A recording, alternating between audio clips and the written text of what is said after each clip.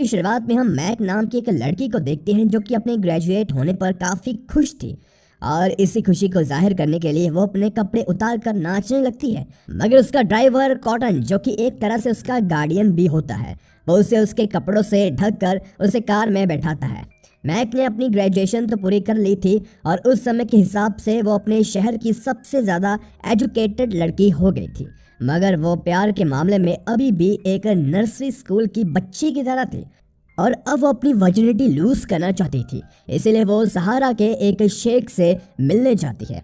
उसे वो अपने मन की बात बताती है कि वो उसकी मदद से अपनी वर्जिनिटी लूज करने के लिए कितनी बेताब है। शेख को भी मैक काफ़ी सुंदर लगती है और वो उसकी बहुत तारीफ करता है। साथ ही वो उसके साथ इंटीमेट होने के लिए राज़ी हो जाता है, लेकिन मैक उसके साथ सहारा के रेगिस्तान में ही इंटीमेट होने की ख्वाहिश पेश करती है।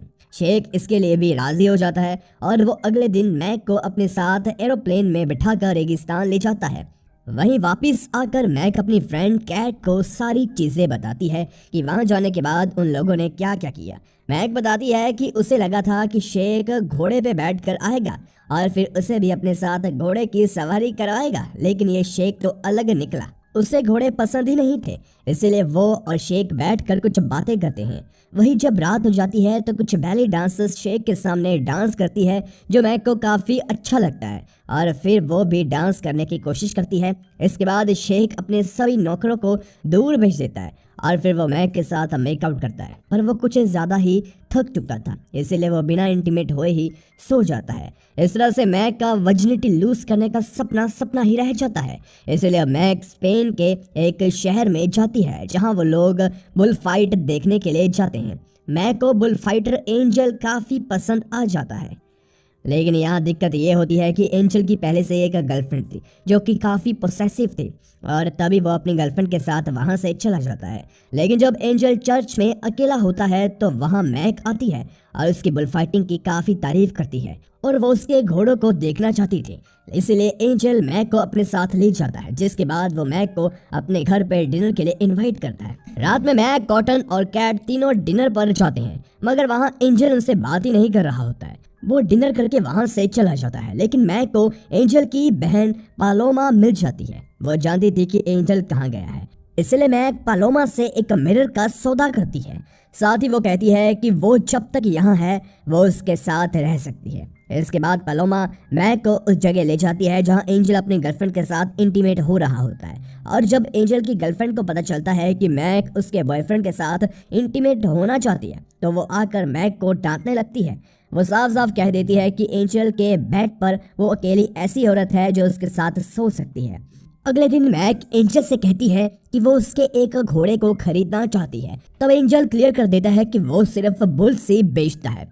इसके बाद सीन शिफ्ट होता है ग्राउंड में जहां सभी लोग होते हैं और मैक एंजल से कहती है कि वो भी बुल फाइटिंग सीखना चाहती है। इसके बाद मैक एंजल को रात में डिनर पे इनवाइट करती है, लेकिन वो मना कर देता है क्योंकि उसे अपनी गर्लफ्रेंड के साथ वक्त गुजारना था। रात में कैट मैक को बताती है कि किताबों के हिसाब से अफीम कई तरह के होते हैं।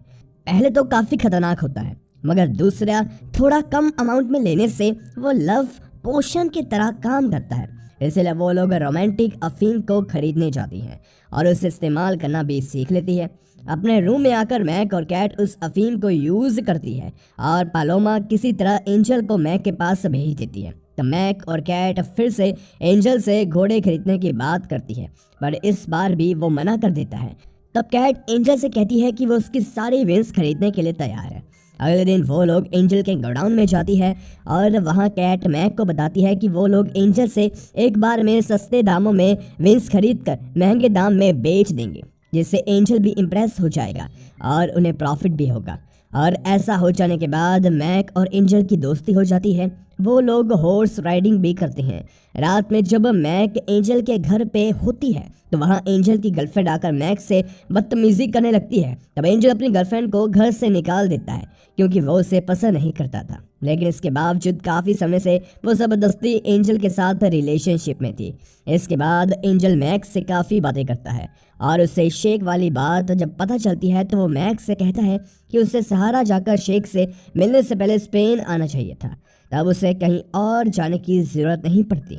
वो मैक की वर्जिनिटी लूज करने में उसकी मदद करने के लिए राजी हो जाता है और मैक को एक रूम में सुबह तक इंतजार करने को कहता है। इस बात से मैक थोड़ी सोच में पड़ जाती है कि सारे लोग तो रात में इंटीमेट होते हैं, लेकिन एंजल सुबह का इंतजार क्यों करवा रहा है।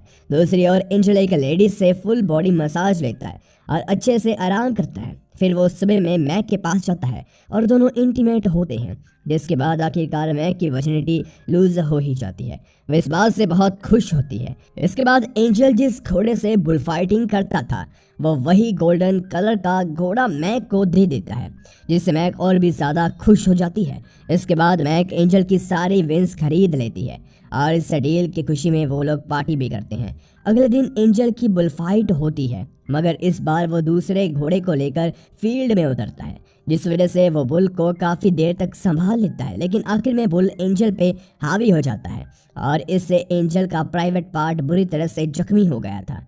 इस चीज़ से सारे लोग बहुत ज़्यादा अपसेट होते हैं। मैक को भी काफ़ी बुरा लग रहा था, क्योंकि डॉक्टर ने कह दिया था कि अब शायद एंजल कभी भी किसी औरत को खुश नहीं कर पाएगा। वहीं एंजल को भी लग रहा था कि उसने अपना घोड़ा मैक को बेच दिया, इसलिए उसके साथ ये एक्सीडेंट हुआ है।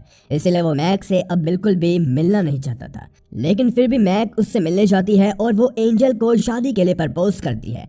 लेकिन इससे एंजल और गुस्सा हो जाता है और वह कहता है कि अब वो उसके किसी काम का नहीं है, तो वो उससे शादी क्यों करना चाहती है। इस पर मैक उसे शांत करने के लिए शादी वाली बात पे ज़्यादा ध्यान ना देते हुए उसे ग्राउंड में आने के लिए कहती है, क्योंकि एंजल ने उसे वादा किया था कि वो उससे बुल फाइटिंग सिखाएगा। दूसरी तरफ कैट एक रॉबर्ट नाम के लड़के से मिलती है और दोनों एक दूसरे से फ्लर्ट करते हैं। इसके अगले दिन जब मैक सो रही होती है तो वहाँ शेख अपने कुछ आदमियों के साथ आता है और मैक को किडनैप करके ले जाने लगता है, पर कुत्तों के भौंकने की वजह से सारे लोग नोटिस कर लेते हैं। इसके बावजूद शेख मैक को अपने एरोप्लेन में हाथ बांध कर बैठा देता है। वो मैक को बताता है कि वो उससे बहुत प्यार करता है, जिस पर मैक उसे बताती है कि वो यहाँ आने के बाद किसी और के साथ प्यार करने लगी है और उसी से शादी भी करना चाहती है, इसलिए शेख उसे छोड़ दे। लेकिन शेख राजी नहीं होता। वो एरोप्लेन स्टार्ट कर देता है, मगर सही समय पे मैक अपने हाथ की रस्सी खोलकर नीचे कूद जाती है। अगले सीन में मैक एंजल के पास जाती है और उसे काफ़ी सारे बर्ड्स गिफ्ट देती है।